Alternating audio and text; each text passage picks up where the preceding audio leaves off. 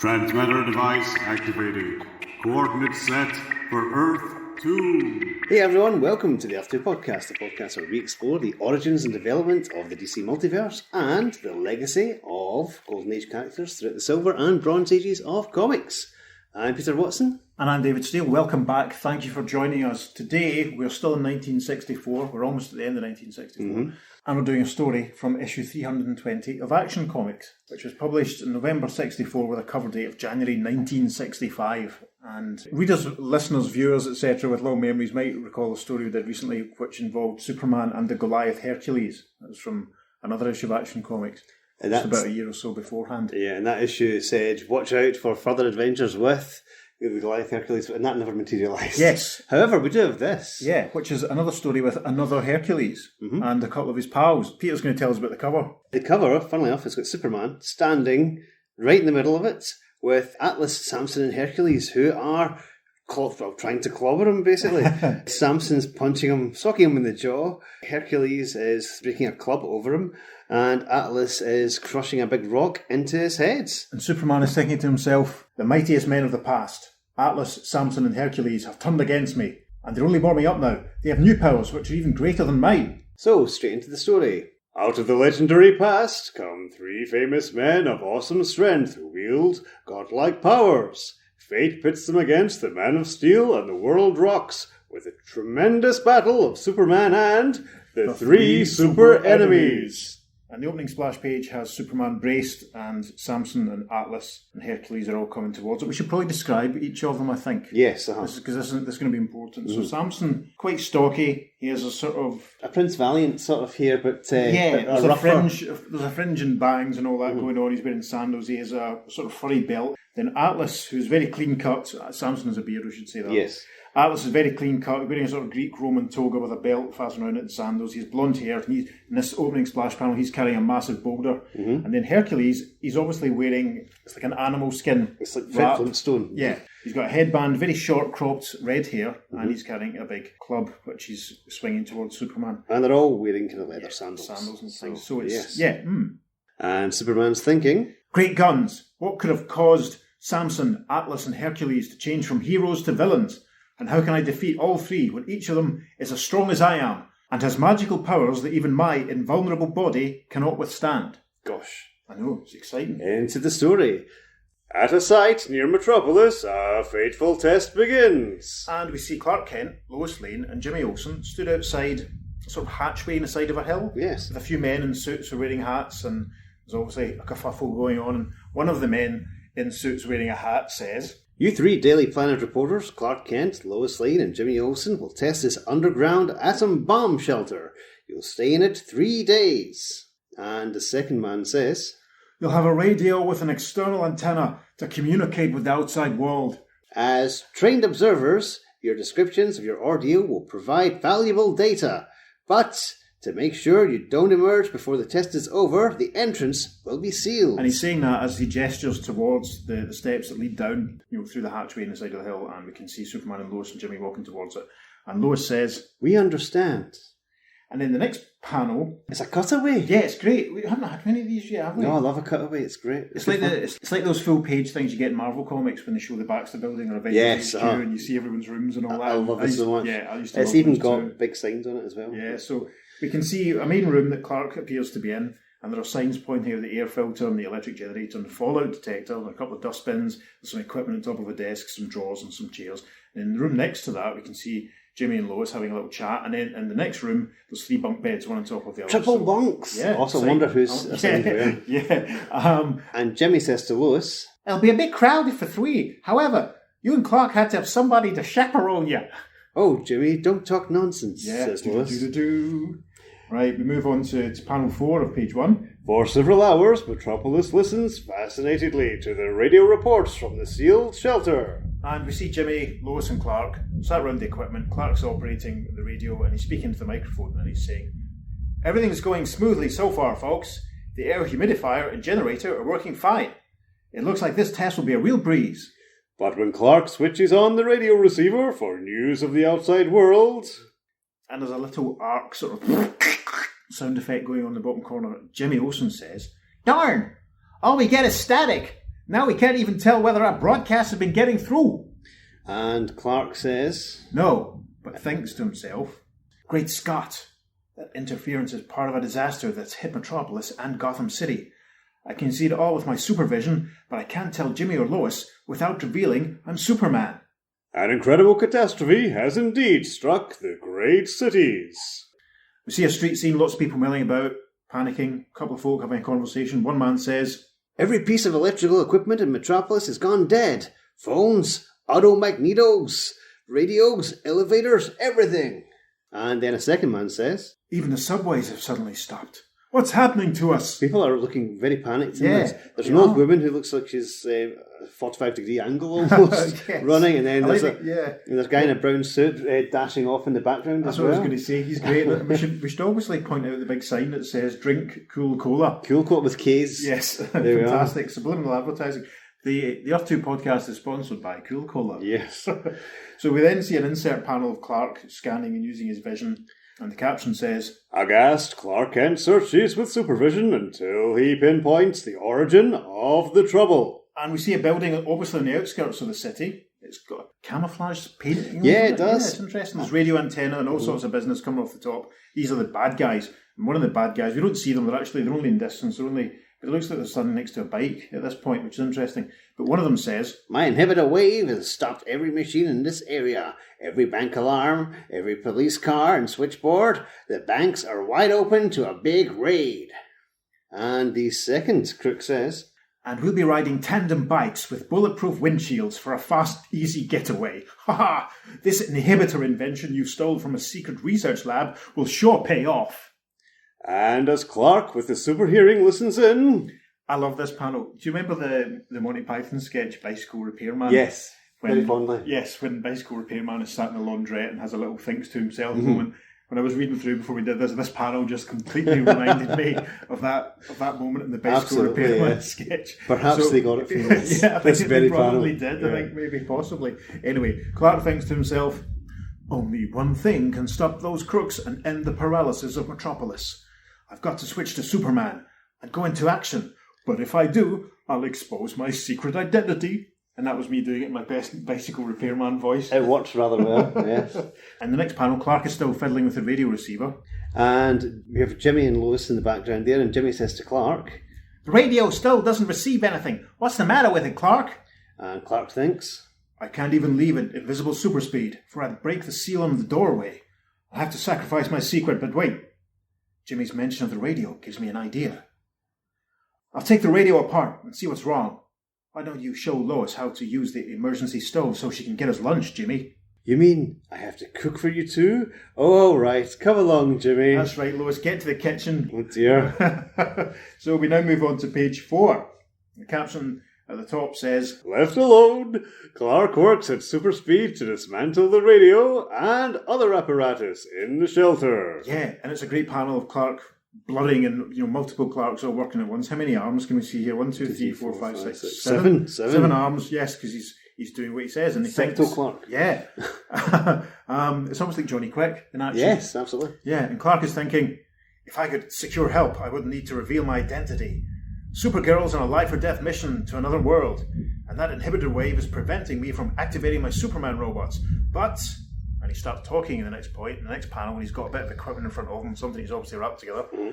I can use this time-drawing device I built from parts of the other machines to bring help from the Legion of Superheroes who are in the future. Now, I have to say, the apparatus he's built, it obviously is of Kryptonian origin because it's got kind of like the hula hoops, the Phantom Zone hula hoops from the Superman movies, on the top of it, which I love. It's great. I mean, it's it's got valves and little bits and bobs and buttons and things, and it's the sort of thing that John Johns could have whipped out of thin air, frankly. Yes, of course. Interesting. I must point out, it's interesting that Clark only points and makes reference to characters within the Superman universe. Yes. There's no mention of the Justice League. Oh, or there's anything. more of that later on as well. Very, very interesting. Yeah. So, anyway, Clark tries to get help from the Legion, and the caption for the next panel says, But after minutes of tense waiting, Clark's thinking to himself, it's not working. That jamming inhibitor wave must be preventing my device from reaching into the future. I'll try drawing help from the past. And, reaching into past ages, Clark's time-drawing force plucks the three mightiest heroes of the past. And we see his new machine sort of vibrating, and there's waves coming from it, and some figures starting to form, and Clark thinks, Hercules, Atlas and Samson. They're being drawn to the spot a few miles from here which my ray has chosen. I'll speak to them by super ventriloquism. Now, this is probably the best point to interject. Yes. Yeah. Now, we did mention when we were at the start of this episode that this is not the first time that we've been talking about it when Superman has met a Hercules type figure. Yes. We've been doing our prep and doing some digging, and there's a precedent really for Clark being involved and Superman being involved with Hercules and Atlas and Samson and these sort of types. So quickly going to rattle through the stories in question. So the first story that we've been able to find was published in issue 28 of Superman, which went on sale in March 1944 with a cover date of May, June 1944. The story was called Stand In for Hercules. This story has a member of a liars club. What's a liars club, Pete? Any clue? I could tell you, but I might not be telling the truth. I wonder if it's the sort of thing people did in the olden days before they had internets to distract them and things. People had Could be. Anyway, Mr. Boyle of a liars club tells the story of Superman helping Hercules complete his labours. Simple as that. Quite straightforward. Okay. Yep. We jump forward to issue 223 of Adventure Comics, which went on sale in February 1956 with a cover date of April 1956. And a very convoluted story. Superboy disguises himself as Hercules Jr. Ends up getting frozen in ice and ends up helping a sea captain with some stuff. That's all you really need to know. It's convoluted, the word. You know, Okay. I think if we'd been doing it for the podcast, you'd have been having a Justice League 15 moment and just tearing your hair out. Yeah. So we then bumped forward about a year or so to 1957 with a story from Superman 112, which was published in January 1957 with a cover date of March 1957. And when Pete and I were doing our prep for this, I basically discovered this in the middle of the night. But I was looking for something else and sent Peter a screenshot of this, which was nice for him to wake up to, I'm sure. But basically, the story is called The Three Men of Steel, and three stage show strongmen who are basically Atlas, Hercules and Samson. Look a little differently to the guys that we've got in this story. They're given short-term superpowers and strength by the very shady Professor Wilton. That's all we have to it. They're not the real guys taking out time. They're just adopting the names. It's back over to Adventure Comics now for a story from issue 257, which went on sale December 58 with a cover date of February 59. And the story is called The First Two Supermen. This involves Superboy meeting Hercules and Samson, basically rendered as they are in this story in Action 320. Okay. There's a couple of colouring differences, but they're basically drawn exactly the same. and he ends up going back in time with them to help sort out the evil King Zarl. So this is establishing, if you like, a particular look from Hercules and Samson. Because we then move forward to the summer of 1960 and a two-part story that runs across issues 267 and 268 of Action Comics. Respectively, the stories are called Hercules in the 20th Century and Superman's Battle with Hercules.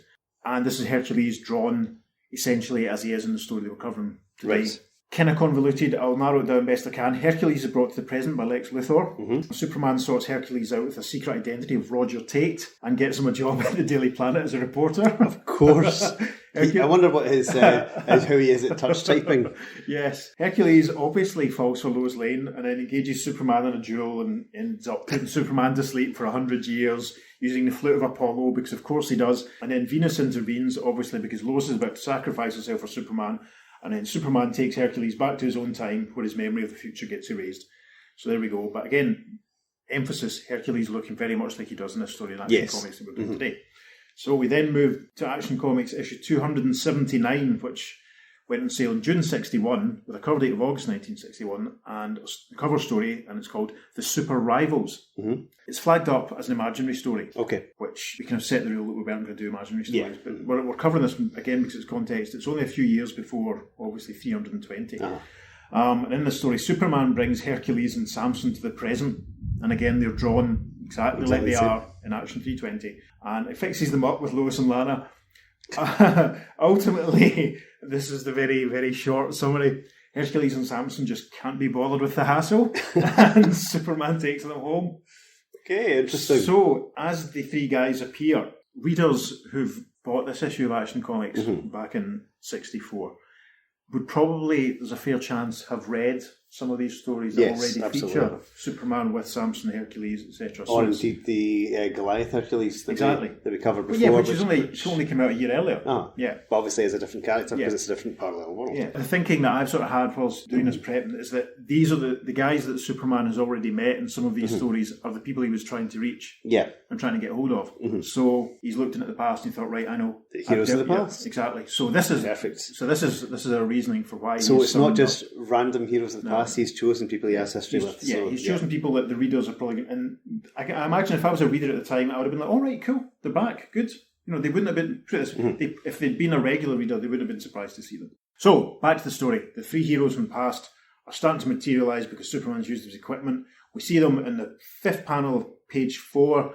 We see Samson, we see Hercules, we see Atlas, and we hear Superman's voice from off panel using his super ventriloquism. And Superman says, I'm Superman, and I've drawn you to this age to smash an evil plot. And Hercules says, Who's speaking? Who's trying to play tricks on me? Hercules the Mighty.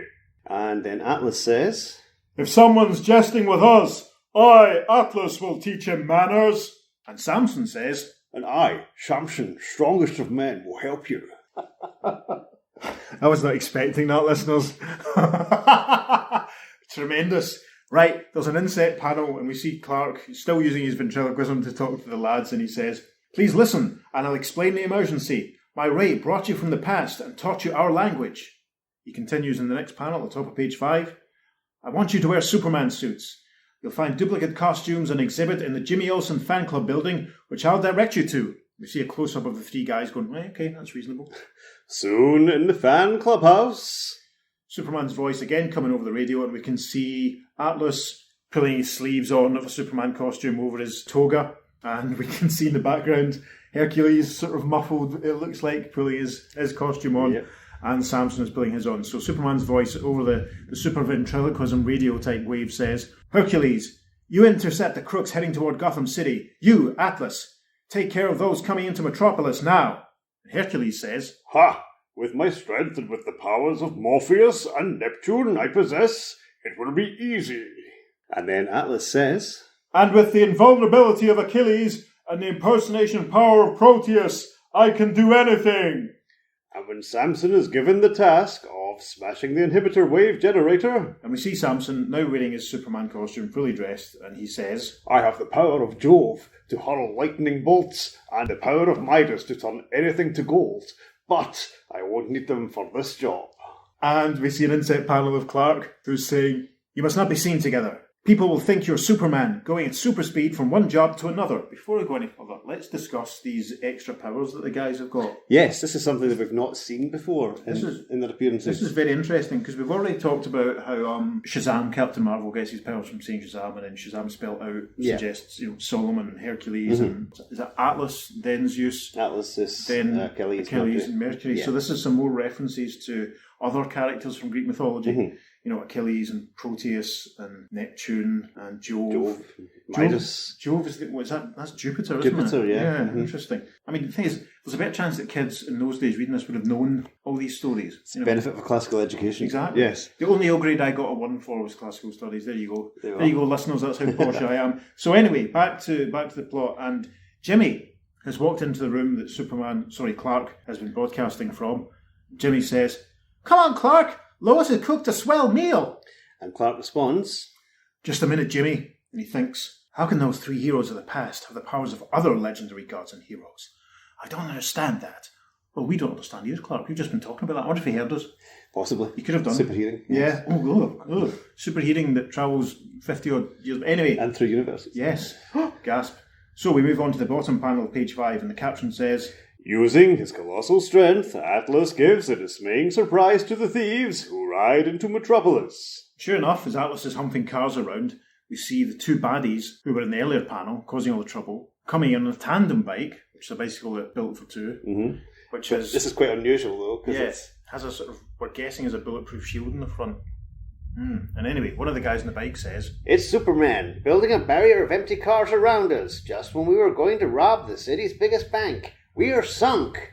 And we see Atlas addressed as Superman, and he's thinking, I don't even need my other powers for this. Lifting those strange chariots is nothing to Atlas, who could lift mountains. And only a few minutes later, just outside Gotham City... And we see Hercules in a Superman uniform, still with his little headband, keeping his hair in place. And he's gesturing towards a couple more baddies, also in a tandem, also with a shield, also riding in. And Hercules thinks to himself, The power of Morpheus, the Lord of Dreams, is casting them into deep slumber. They'll not loot this city. Clean-shaven, blonde, Brian Blessed. It's amazing. It's a new look, yeah. This is great. So, actually, he's blonde in this panel. He should be redhead. Yeah, it's weird. Because Atlas is the one who's blonde. Mm-hmm. So the second panel of page 6, very exciting.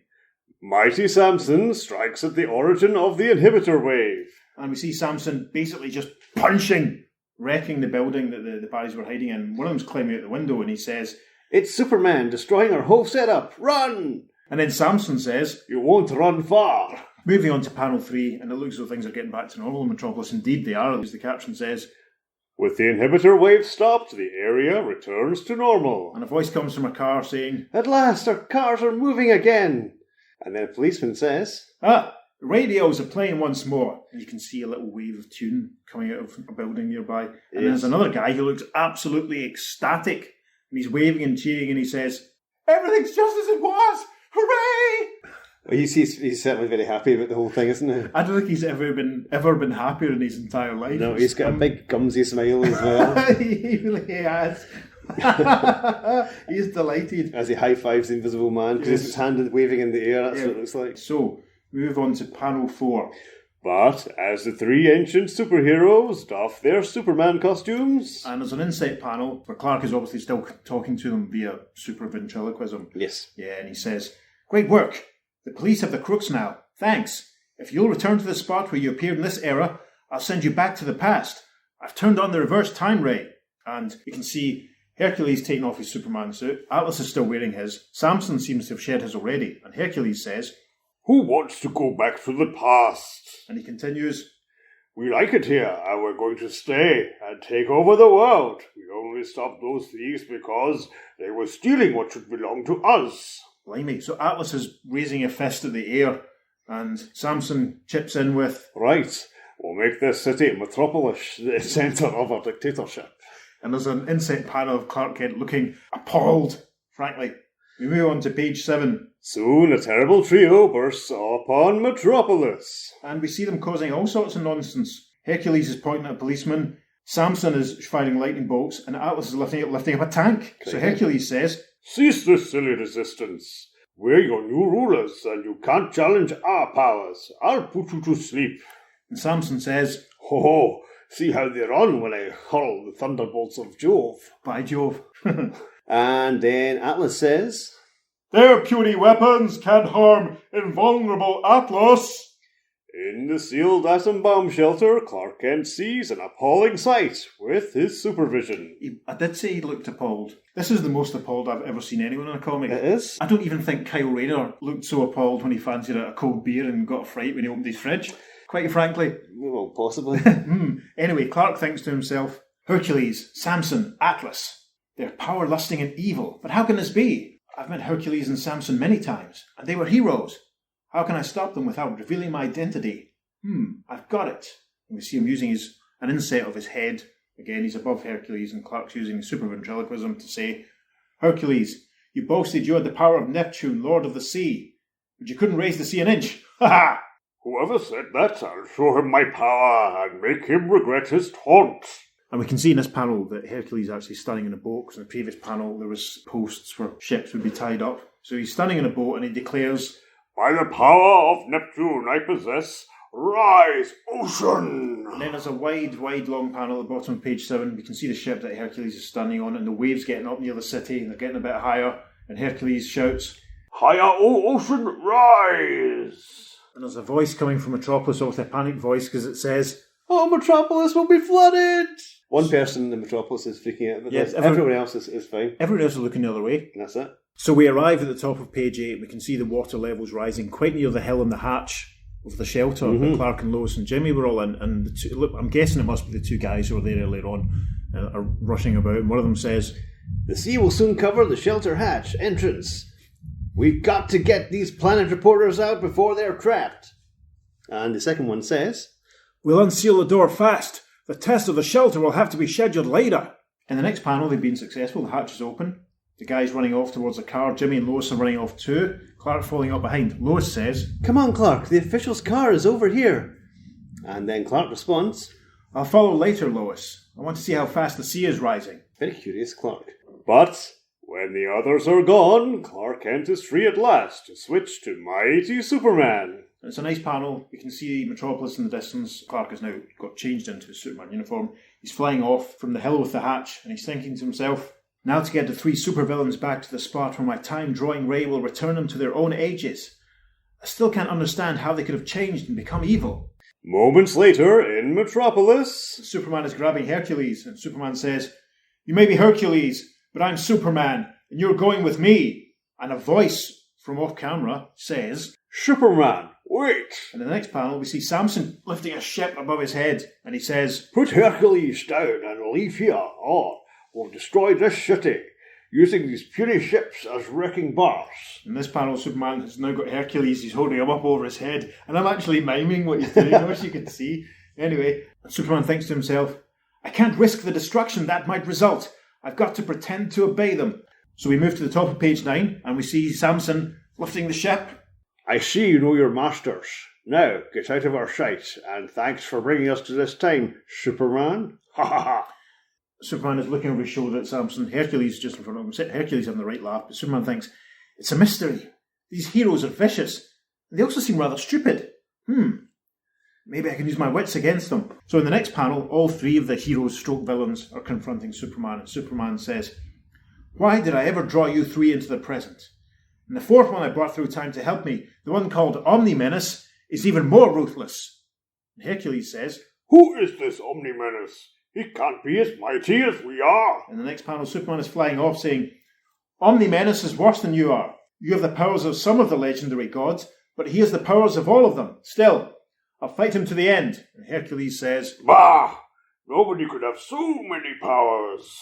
Slow dissolve to the next panel, and the caption says, Flashing to his fortress of solitude, the Man of Steel makes super swift preparations. And we see Superman in the fortress, filling with some equipment, with the bottled city of Kandor beside him, but he's also put a sort of maroon jumpsuit effort over his own normal costume. Yes, and he's got an eye little, mask as well. Yeah, a little domino mask effort. And it's not very clear, but in some panels you can see there's like a lightning bolt insignia on it as well. Okay. But you don't really see it very often. Right. And certainly not in this panel. There's a radio voice coming through from Kandor, and it's saying, "Superman, we of Kandor are speaking to you by monitor. There's something about these three villains we've discovered by monitor watch. And you must know..." "No time now. I've got to get the sea level down from Metropolis. This almost indestructible costume, which can be electrified, that I took from that alien crew called Volto, should do it. We'll also need to make a huge steel horn." We dissolve to the bottom panel of page 9, and Superman has built his massive steel horn, and he's standing on top of a roof of a building that's down by the docks, and the steel horn is poking into the water, and Atlas, Samson, and Hercules are watching him. And there is a caption which says, Minutes later, the three new tyrants of Metropolis witness a staggering sight. Indeed, and Samson says, "Look, whoever he is, he's drinking up the ocean." and Hercules says, "The sea is going down all around the city, but who is he? How does he do it?" Top of page 10, it's a closer panel of Superman standing on the roof, drinking up the sea, using his huge steel horn, and he's thinking, "It looks as though I'm drinking up the sea, but actually the water is running down into a crack in the ocean floor." So the next panel, there's a flashback panel which is showing Superman digging on the sea bottom, and the inset Superman head thinks to himself, "I pierced a crack down to a cavern beneath the sea bottom just before I started this exhibition." And the Superman within the flashback thinks, "This will drain enough seawater down into the cavern to drop the water level around Metropolis. And when I use the drinking horn I made out of junk steel, it'll seem like I'm drinking it." Minutes later, as the disguised Superman confronts his three foes. And this is the best shot of the chest insignia that Peter described. Mm-hmm. It looks kind of like a Barry Allen style flash lightning bolt, It doesn't it? does, yeah. And given the fact there's already tinged to his very dark costume, it makes him look a bit like an evil villain. Yeah. Don't know if Volto ever actually appeared, or if that's just like a reference. That's not a character I'm aware of. Volto, no, couldn't tell you. No. So anyway, Volto, if you're listening, please get in yes, touch. yes, of course. So, masked lightning bolt on his chest, Omni-Menace Superman says, "Yes, I'm Omni-Menace, from a time further back than yours. I think I can use you three as servants. I intend to rule this world." And Atlas responds, "Servants, You boasting fool, we've the power of gods, as you shall learn. And the next panel, we see Samson hurling lightning bolts at Superman. And Samson says, The thunderbolts of Jove will destroy you. And Omni-Menace grabbed the steel that he made his drinking horn out of. And Omni-Menace says, I don't even feel them. Thunderbolts, I'm guessing he means, obviously. While I use the power Vulcan has over metals to change this steel drinking horn. And he's thinking, my power Vulcan is really my heat vision. It's softening the steel, and my super strength is squeezing it into new shape. And in the next panel, he continues talking to Samson, and he says, And the metal shield will reflect your own bolts back at you. And we see that happening right enough. We see Atlas and Hercules and Samson ducking out of the way of the flying thunderbolts. Yes. And Atlas says, Samson, stop using lightning. Even the weaker reflection of them is hurting me. Only Atlas' invulnerability protects him. That's wrong. That's obviously Hercules that should be saying that. But they've got the speech bubble coming out of Atlas.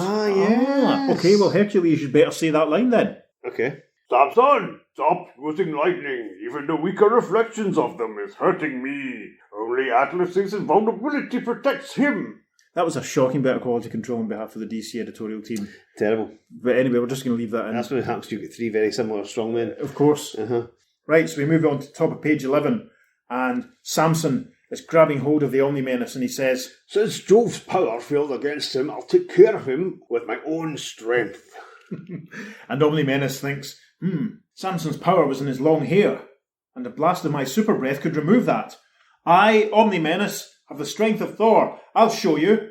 And in the next panel, this is phenomenal. This is definitely going up in the socials. Yes. Most definitely. This might become my new profile picture. Basically, off panel, the Omni-Menace is using his super breath, and what we see is Samson's hair just flying off. Literally being blown off. I wonder if he was wearing a wig, and it's just been whooshed. Anyway. And you wondered why I was playing this as Sean Connery. Yeah, of course. Well, he does look like him, especially the first panel of this page, right? So anyway, his hair whooshes off, and Samson says, My hair is gone, and all my powers went with it. I'm weak, like a child in his grasp. And off panel, Omni-Menace thinks, a good thing too. His Midas power could have turned me into a golden statue.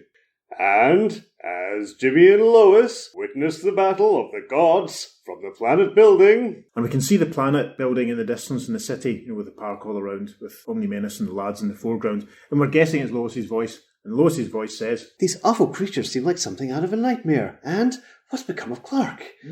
Did he get caught by the sea waters when they rose? And in the foreground of the panel, we see Omni-Menace and the others, and he says, Weak as you are, this heavy shield, which I've turned into a makeshift stock, will hold you. And he's done that, obviously, out of the iron from the drinking. Yes, funnel. and you see poor Samson's baldy head poking out of it. Yes. It's quite amusing. Still with his beard, though, It's very amusing indeed. We move on to the bottom panel, and basically, Omni-Menace is now fighting with Hercules. He's hit him a cracking left hook. And Hercules says, This Omni-Menace is as strong as I am, and my blows don't seem to hurt him.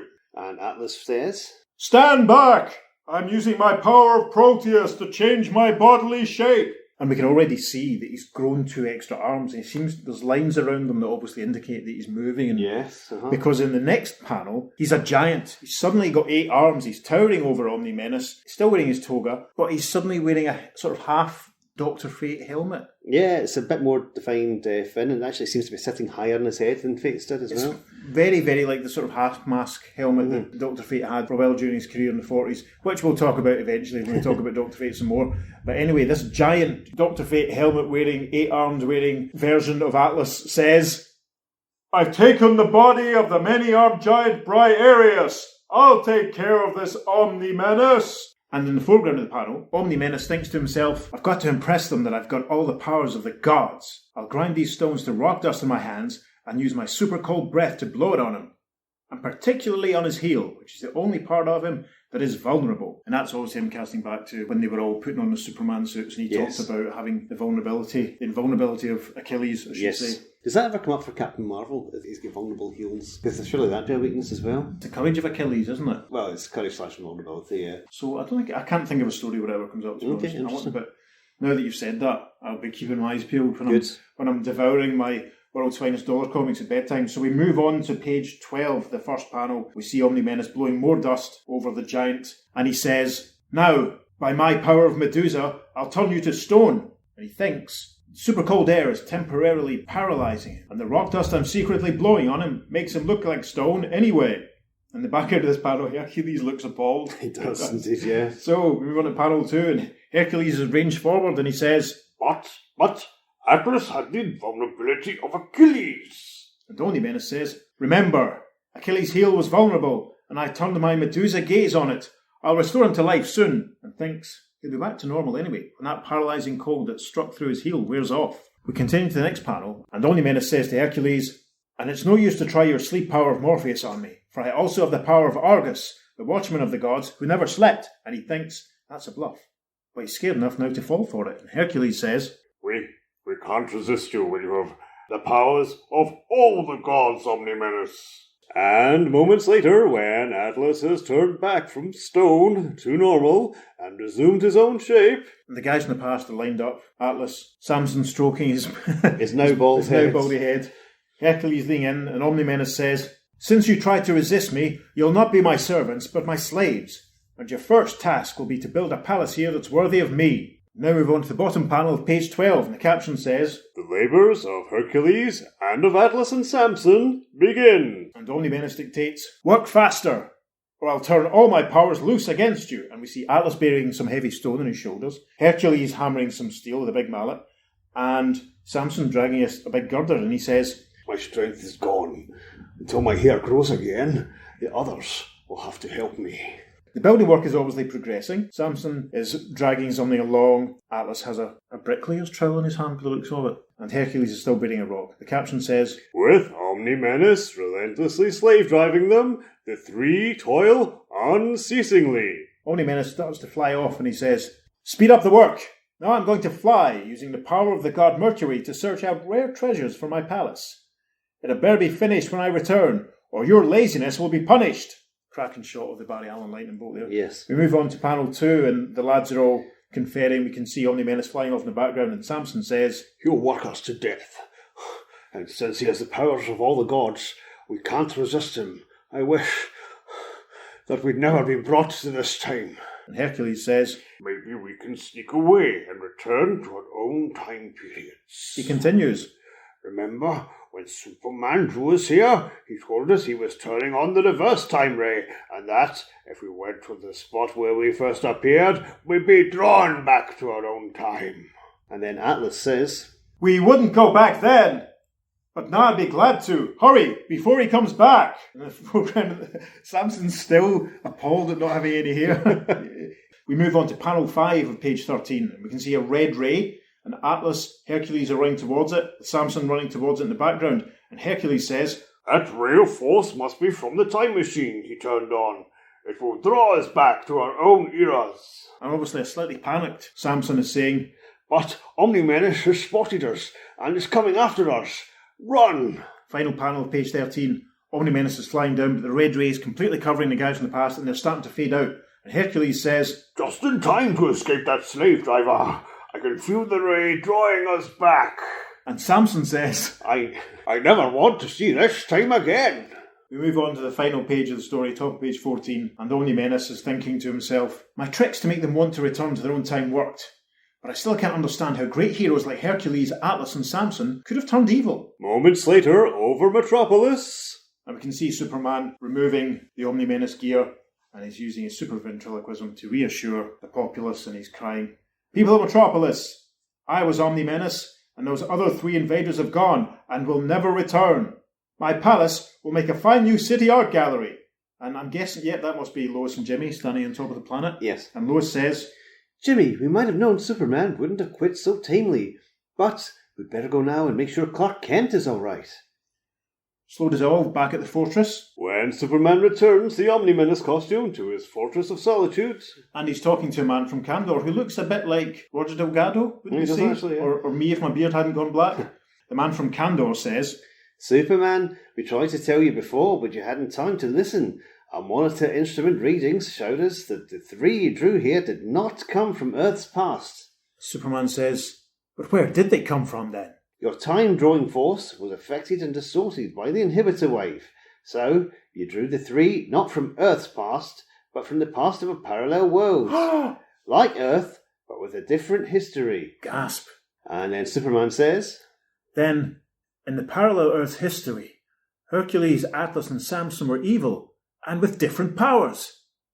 It reminds me of the time years ago when I met evil counterparts of some of the Legion of Superheroes in a parallel world. And a footnote says, see Superboy and the 5 Legion traitors in Superboy number 117, or indeed our very recent episode. yes. Terrific. We cut back to Lois and Jimmy.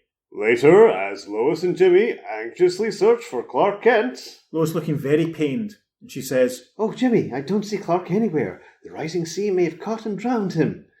And Jimmy says, Relax, Lois. He's right over us in this tree. And sure enough, we see Clark perched up a tree, looking a bit pathetic, and he thinks, Luckily I got here and switched to Clark just before they came. And he says, I climbed up here to escape the flood. Do you think it's safe to come down now? How timid can you get? Look, Clark, do me a favour. Forget I ever suspected that you might be Superman. The end. Well, I enjoyed that a lot more after I had the context of the previous history stories. Where, Yes. Uh-huh. You know, because when we were doing a prep and I read this through, I thought it was absolutely torturous. But after doing the digging and realising that there was other stories, There's a I thought precedent it for was those great. characters. That's really good, Yeah. But you had a bit of speculation in mind. What we've seen of the multiverses developing through DC at the stage we're at is we've had the ones that happened in the Superman family stories. Mm-hmm. There's a couple of editors involved with the Superman ones. We've had the ones that Julie Schwartz has mostly been overseeing, the ones actually naming the Earths. Yes, so with the Flash and Yes, Justice so League. we've done Earth 1, Earth 2, Earth 3, etc., etc. This is really weird because it is totally sticking to the Superman family stories because it's referring to evil counterparts. And he's referring to the Legion of Superheroes story as opposed to the one he just met the week before, pretty much. In the Justice League In story. the Justice League story, when he met Ultraman. Yeah. So again, it's just really interesting how they've done that. It's like all the pieces of the puzzle are just being brought out of the box. They're just not all fitting together yet. Yeah. But that raises the question, is this an Earth 3 version of these characters? And is it indeed an Earth 3 version of those Legion of Superheroes characters? I mean, that's the possibility. I mean, because obviously the Johnny Quick and Owlman names have all been used elsewhere, so there's nothing, we've established that at length. In last week's episode, we had that Legion story, and now we're seeing pronounced evil versions of Atlas and Hercules who previously have been Superman's pals. So certainly nothing in this Action Comic story that doesn't say they're from Earth 3. But you're right, it's weird. It's weird that Superman doesn't conjecture that himself. But again, it's different editors. There's no real coherence. But we're getting there. This is the journey. This is the excitement. This is why we're doing this. Absolutely. When I first read it, not knowing about the history of Samson and Hercules, whatever, to me this just felt like another disposable Superman Silver Age story. But now where he fights people in togas. And then there's a thing at the end and it's explained away. But now that we have the context, I enjoyed it 100 times more than I did the first time I read it because we know that he has history with Samson. I love the panel where he's speculating about what's going wrong. You know, as I was saying when we did the little insert moment earlier on, when we were talking about them. I bet the readers were probably reading along with Superman and working out and speculating what's going on. You know, I mean, from the earlier appearances of Hercules and Samson, they're almost like ancillary cameo characters that you get in Superman family titles. You know, occasionally people pop up from time to time, and it's like, okay, this is this character. Yeah. Like later on, like Vartox, maybe. You know, it's like a recurring hero they've come across. But this certainly seems to be the Vartox of their day. Almost these characters when they appear. Yeah, I mean, a good half a dozen appearances beforehand, and as I said, they're drawn precisely the same way, so it's always the continuity, the link between them is very clear. Although occasionally hair colour's wrong. Yes. So we're going to do the letters pages now, aren't we? Yes, let's do that. The letters pages actually span 2 issues for this, I believe. The Metropolis mailbag. So there's one letter in Action Comics 323 that refers to this story, and it goes something like this. Dear Editor, in the 3 super enemies, you show Superman paralysing Atlas by blowing his super cold breath on his right heel, his Achilles heel. But Achilles' left heel was vulnerable. How do you explain this? That's from Michael Lieben, Floral Park, New York. And the editorial response to this awfully pedantic question is... You forgot that Atlas came from a parallel world. In that dimension, Achilles was vulnerable in his right heel. That adds credence to the Earth 3 conceit as well, because in some of the stories you find that their internal organs are reversed. Really? When does that fall in? I think that's in the Grant Morrison, Frank Quitely. Right, okay. I think I could be wrong, but I remember that being a thing. But that's certainly post-crisis. But yeah, it's just an interesting wee tie-in. So moving on to Action Comics 324, there's a couple of letters. Pete's going to do the first one. Dear editor, in the Three Super Enemies, it was stated that the evil Samson, Atlas and Hercules came from a parallel world. But in Superman Meets the Goliath Hercules, the Man of Steel visited a parallel world and found that there Hercules looked like Goliath and was not evil. Did you goof? Asked Gary Lee Phillips of Midland, Texas. And the editorial response is, quite obviously, come on Gary, do some thinking. Yes. Not at all. Stories concern two different parallel worlds. According to theory, there are countless such parallels of our Earth. Ooh. We should probably start keeping count, shouldn't we? Yeah, well, we might go back. And there's only one other letter that refers to this story in this letter column, and it goes something like this. Dear editor, in the Three Super Enemies, Samson was supposed to have the power of Midas to turn things to gold. Yet you showed him smashing a building, lifting a ship and touching Superman without turning anything to gold. I dare you to explain this, boo-boo. You can answer with a wise crack. And that's from Arthur Newmark from Brooklyn, New York. Obviously, that was not my best Brooklyn accent. The editorial response to this pedantic bit of nonsense is... Okay, you asked for it. Samson had sold his Midas touch temporarily to the notorious movie villain Goldfinger. You think we don't put thought into the voices that we use for the characters? Good. If I was wearing a hat, Peter, I would take it off to you right now. I will mention one other story. It doesn't refer, one other letter, sorry, in this letter column. It doesn't actually refer to that story. It refers to the story in a different issue. But it's from future DC writer, and someone we'll talk about quite a lot on the podcast, Carrie Bates from Dayton, Ohio. Yeah, there we are. Carrie was quite a notorious letter hack back in the day, but he does go on and become a full-time comic writer for DC. And he'll pop up a few times, won't he? Yes, so stay tuned. Yeah, we'll have to practice our Carrie Bates voice. Do you know, I like the fact there was a letter there talking about the Goliath Hercules story, because that shows the readers are paying attention. Yeah. I wonder if any readers were speculating about Earth 3 or where they could have been, in the saying that we're even doing just now. Yeah, interesting that, I'm sure some people were thinking about Earth 3, but no letters were published about it. So maybe, again, different editorial departments. There's obviously no yet defined editorial consensus on going forward what we're going to do with parallel Earths. They're obviously still making it up as they go along at this point. No multiversal plan, at least as far as the Superman offices go. It'd be interesting to see if that changes. Only one way to find out. Yep. You can make sure you subscribe to us and you'll find out. Thank you for joining us for Action Comics 320. We enjoyed it. Yep, and I hope you did too. Please let us know if you did. You can email us at theearth2podcast@gmail.com. Make sure you follow us on Facebook at the Earth2 Podcast and on Instagram at the Earth2 Podcast. We always put up some select panels from the issue. You can watch Superman blowing Samson's hair off. It's a sight to be seen. Feel free to use it as a profile picture. In the comfort of your own home. Yes. And also, we're on Twitter at podcast_Earth2. Yeah, if you can give us a review on any of your podcast suppliers, that would be helpful as well. We've had a couple already, so thanks for that. Absolutely. Great. Cheers, thank you. Apologies for any sound issues you've had during this episode. We've been recording this from our own underground bunker. Unfortunately, we don't have super ventriloquism, or else we could just literally podcast right into your ears. That'll happen one day. One day. At the rate technology is progressing. One day when this planet explodes and we get shuttled off to another planet where we've got superpowers under a blue sun, perhaps. That'd be nice. It would be nice. What superpower would you have first? What would you prefer? I think super ventriloquism, really? just for the easiness of doing the podcast. I would like to fly. But anyway, it's cold, man. Maybe I could have super hair regenerating abilities. Samson wants that as well. That'd be tremendous. Anyway, indeed. That wraps up this episode. So please tune in next time and you can join us on the Earth 2 Podcast. Transmatter Cube activated. Return coordinates set for Earth Prime. I see you know your masters. Now, get out of our sights, and thanks for bringing us this time. So I'll say it again. Okay.